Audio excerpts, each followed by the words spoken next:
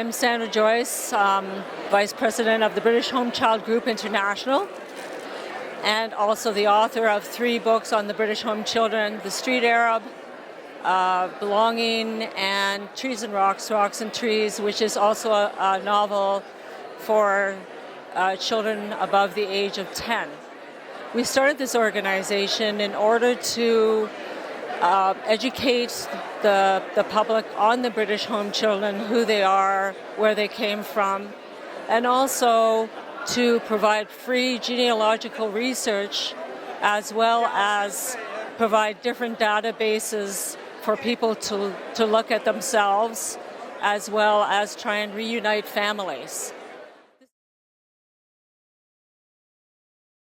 The British home children were a group of children, child migrants, who came to Canada as indentured farm workers and domestics. It's estimated that there's anywhere between 100,000 and 120,000, and I think the numbers will never be sure, as some records were improperly kept or are unable to be transcribed. These children were sent to individual farms or to homes of the rich to help out with their domestic duties. The ages ranged between usually 8 and about 14 or 15, although there were some younger children sent. Some of the experiences that they had were quite horrific. Others were on the opposite end of the spectrum, very good, and they were able to amalgamate themselves into the family and become part of the family and were treated as such. Then there's the ones in the middle who were treated just as workers and lost a piece of their childhood. The British home children were not only sent to Canada, they were sent to other countries as well. Now we have evidence that quite a few were sent to Australia, New Zealand, Rhodesia, and also some were kept behind in the UK. There were families that were split up, some remaining in the UK, some being sent to one country. Some families had actual members of their families sent to Canada and another member sent to Australia. That is the reason why we have this international group, so that the people can find each other. In my own case, I've been able to find the relatives back in Scotland and been able to reunite our family after 90 years.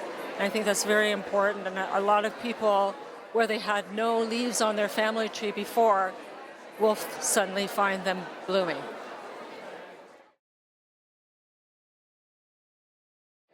My name's Karen Mahoney, and I am president of the British Home Child Group International. And a lot of people wonder if they perhaps have a relative that was part of this home child scheme sent here to Canada. You'll hear stories of, oh yeah, my great-grandfather was a stowaway on a boat, and that's how he got to Canada. That's usually not true, and that's usually a first clue that they were a British home children. You can go to Library and Archives Canada's website, and there they have the passenger lists where you can put in your surname and name. So some of the best places to do your family history is Facebook, and we actually have a Facebook page or group, which is the Families of British Home Children / Child Migrants. And there you can pose your questions, and we have a great group of genealogists who are willing to help look for your child and see if they were part of this scheme. There's also Roots Chat, which is the largest family history forum based out of the UK, and there is a database there of over 20,000 children's names, and you could potentially find a living relative by entering your information on that database. You can also, through our website, send us an email, and we will help you with any of your research.